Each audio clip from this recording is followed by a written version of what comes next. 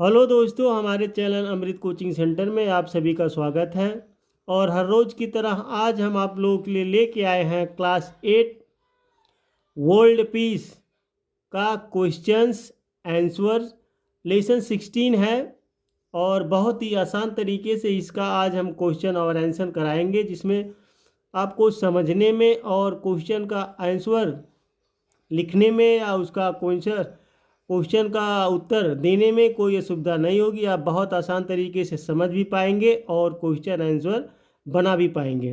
तो वीडियो को अंत तक जरूर देखिएगा। पसंद आया तो लाइक कीजिए और इस तरह की ढेर सारी वीडियो देखने के लिए हमारे चैनल को सब्सक्राइब कीजिए और अपने दोस्तों तक शेयर जरूर कीजिएगा। यदि अभी तक आप लोगों ने इस लेसन को नहीं पढ़ा तो आप हमारे चैनल पेज पर जाइए, वहाँ पे लर्निंग इंग्लिश क्लास 8 में आपको यह लेसन मिल जाएगा। लेसन को भी पढ़ सकते हैं। आंसर द फॉलोइंग क्वेश्चंस, यानी निम्नलिखित प्रश्नों के उत्तर दें। पहला क्वेश्चन पूछा गया है, what does world peace mean, यानी विश्व शांति का क्या अर्थ है। जो विश्व शांति इस लेसन में है, वर्ल्ड पीस का मतलब होता है विश्व शांति। तो इसका मतलब क्या है? आंसर है, world peace means happiness, freedom and peace among people. लोगों के बीच खुशी, स्वतंत्रता और शांति, यानी लोगों को बीच में खुशी रहनी चाहिए और स्वतंत्रता, सभी लोग स्वतंत्र रहना चाहिए और शांति भी रहना चाहिए। It also means to bring the world in harmony. इसका अर्थ यह भी है कि दुनिया को सद्भाव में लाना। तो पहला जो क्वेश्चन है उसका उत्तर इस प्रकार से है कि लोगों के बीच में खुशी रहे, स्वतंत्रता रहे और शांति रहे, और इसका अर्थ ये भी होता है कि दुनिया में सद्भाव लाना। क्वेश्चन नंबर बी है, what do you mean by the term harmony. सद्भाव शब्द से आपका क्या तात्पर्य, यानी सद्भाव शब्द का आपके लिए क्या अर्थ है, क्या मतलब है। तो आंसर है, harmony means cooperation, balance and coordination. सद्भाव का अर्थ है संयोग, संतुलन और समन्वय। क्वेश्चन नंबर सी है, what are the main factors which disturb world peace. विश्व शांति को भंग करने वाले मुख्य कारक क्या है। जो विश्व में, हमारे देश में अशांति फैलाते हैं, शांति को भंग करते हैं, उसका मुख्य कारण क्या है, उसका कारक क्या है। तो आंसर है, the first factors which disturb world piece, war and terrorism. यानी विश्व शांति को भंग करने वाला पहला कारक युद्ध और आतंकवाद है। The other factor is fighting on the basis of caste, creed, colour and religion. दूसरा कारक जाति, पंथ, रंग और धर्म के आधार पर लड़ना। यानी हमारे विश्व में जो शांति को भंग करता है वह एक तो युद्ध है, आतंकवाद है, जो हमें परेशान करता है, जो हमारी शांति को भंग करता है। और दूसरा कारक है जाति, जो हम लोग जात के प्रभाव से लड़ते हैं, पंथ और रंग से, जात पात से भेदभाव करते हैं और धर्म से भी भेदभाव करते हैं। धर्म के आधार पर लड़ना, आपका धर्म अलग है, हमारा धर्म अलग है। तो ये सब ढेर चीज़ें जो जिसके लिए हम लोग लड़ते हैं, तो ये सब क्या है, हमारे देश की शांति को भंग करते हैं। तो इसलिए हम लोगों को एक साथ मिलजुल कर रहना चाहिए, चाहे कोई भी धर्म के लोग हों। क्वेश्चन नंबर डी है, व्हाट डज द टर्म वसुधैव कुटुंबकम मीन। वसुधैव कुटुंबकम शब्द का क्या अर्थ है। तो आंसर है, वसुधैव कुटुंबकम मीन्स दैट द अर्थ और वर्ल्ड इज फैमिली। यानी वसुधैव कुटुंबकम का अर्थ है कि पृथ्वी या विश्व एक परिवार है। यह एक संस्कृत वाक्य है जिसके मतलब है कि पृथ्वी और विश्व एक परिवार जैसे एक परिवार है। क्वेश्चन नंबर ई दिया गया, what can we do in order to keep peace in our surrounding. हम अपने परिवेश में शांति बनाए रखने के लिए हम क्या कर सकते हैं, यानी हम अपने आसपास, अपने चारों तरफ शांति बनाने के लिए क्या क्या कर सकते हैं। तो आंसर है, we must consider this world as our family. हमें इस संसार को अपना परिवार and all people around us as family members.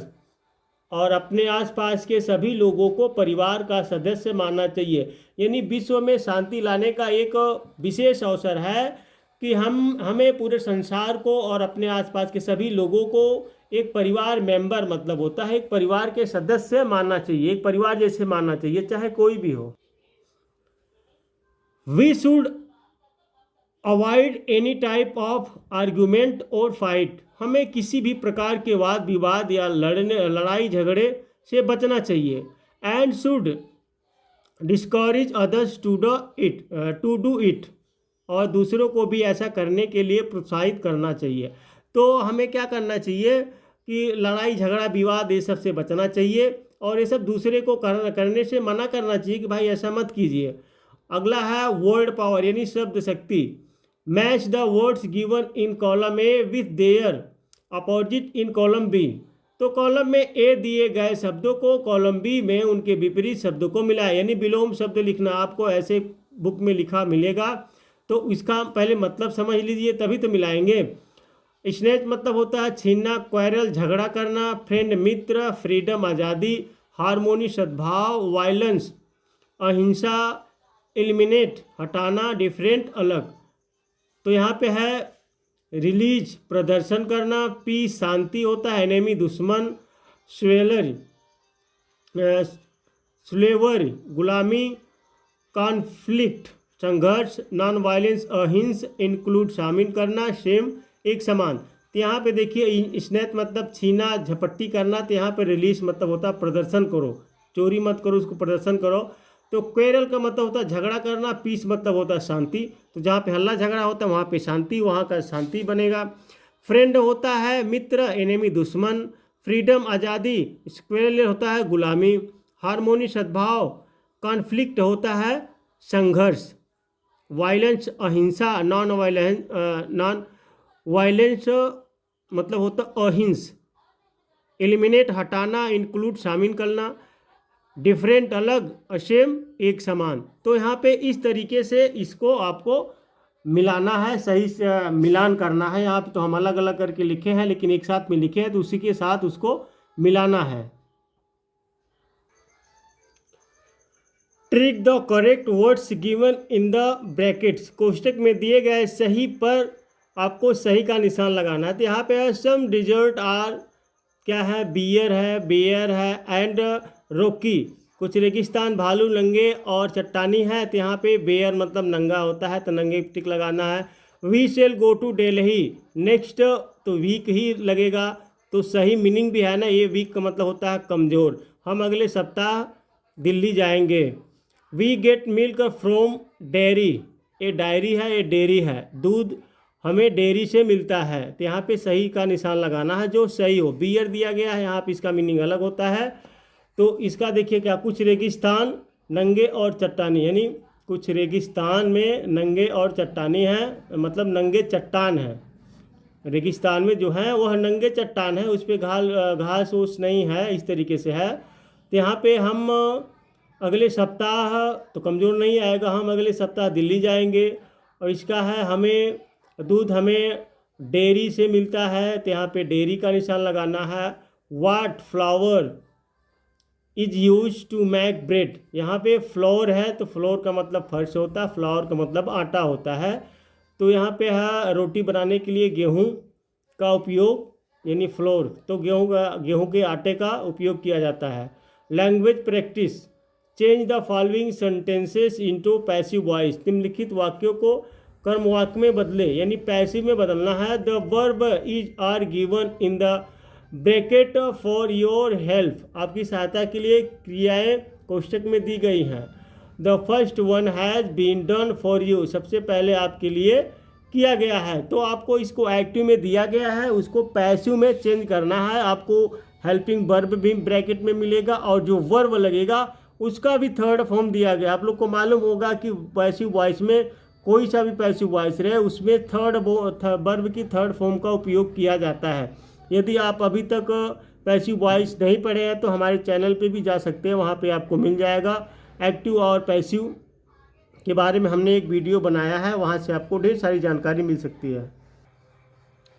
यहाँ पे दिया गया है my mother right detective stories, मेरी माँ जासूसी कहानियाँ लिखती हैं। अब इसको कैसे बनाओगे? Detective stories are written by my mother, जासूसी कहानियाँ मेरी माँ ने लिखी है या मेरी माँ द्वारा लिखी गई हैं। तो यहाँ पे इस तरीके से होता है, या लिखी जाती हैं, तो आपको इसको चेंज करना है। The children are flying kites, बच्चे पतंग उड़ा रहे हैं या उड़ाई जा रही है। तो इसको कैसे बनाओगे? काइट्स, क्योंकि इसका जो ऑब्जेक्ट है वो सब्जेक्ट का रूप हो जाता है, जो ए आपका सब्जेक्ट है ए ऑब्जेक्ट के रूप में हो जाएगा। The kites are being flown by the children, बच्चों द्वारा पतंग उड़ाई जा रही है। तो कंटिन्यूअस में कभी भी आता है ईजीएमआर के साथ, अगर चेंज करना है तो उसमें बिंग लगा दिया जाता है। बिंग के ये पता हमको चलता है कि जा रहा है, रही है, ये वाला आएगा। The boy gives me a toy, लड़का मुझे एक खिलौना देता है। तो इसका क्या हो जाएगा? A toy was given to me by the boy, लड़के ने मुझे एक खिलौना दिया था। You have sold the car, आपने कार बेच दी है। The car has been sold by you, car आपके द्वारा बेची गई है। ही सिंग्स अ सॉन्ग, उसके द्वारा एक गीत गाया जाता है या वह एक गीत गाता है। A song is sung by him, उसके द्वारा एक गीत गाया जाता है। तो इसका होगा ही संग्स अ सॉन्ग, तो इसका मतलब होता है वह एक गीत गाता है। The boy saw the spider, लड़के ने मकड़ी देखी। The spider was scene bye the boy, मकड़ी को लड़के ने देखा था। तो इस तरीके से आप लोग चेंज कर सकते हैं। यहाँ पे the boy gives me a toy, लड़का मुझे एक खिलौना देता है। तो इसका हो जाएगा अ टॉय इज, यहाँ पे वाज लग गया है, तो यहाँ पे the toy is given to me by the boy, लड़के ने मुझे एक खिलौना दिया है, यानी लड़के द्वारा मुझे एक खिलौना दिया जाता है, या मुझे एक खिलौना लड़के द्वारा दिया जाता है। इस प्रकार से आप लोग बना सकते हैं। तो उम्मीद करते हैं यह लेसन आपको बहुत ही आसान तरीके से समझ में आया होगा। इस प्रकार से आप लोगों को किसी भी लेसन का वीडियो चाहिए तो आप कमेंट बॉक्स में लिख कर भेज सकते हैं, और आपके लिए वह लेसन इस तरीके से हम पढ़ा सकते हैं जिसमें आपको पढ़ने में कोई सुविधा नहीं होगी। तो बने रहिए और अपने दोस्तों तक ज़रूर भेजिएगा। देखते रहिए और पढ़ते रहिए और आगे बढ़ते रहिए।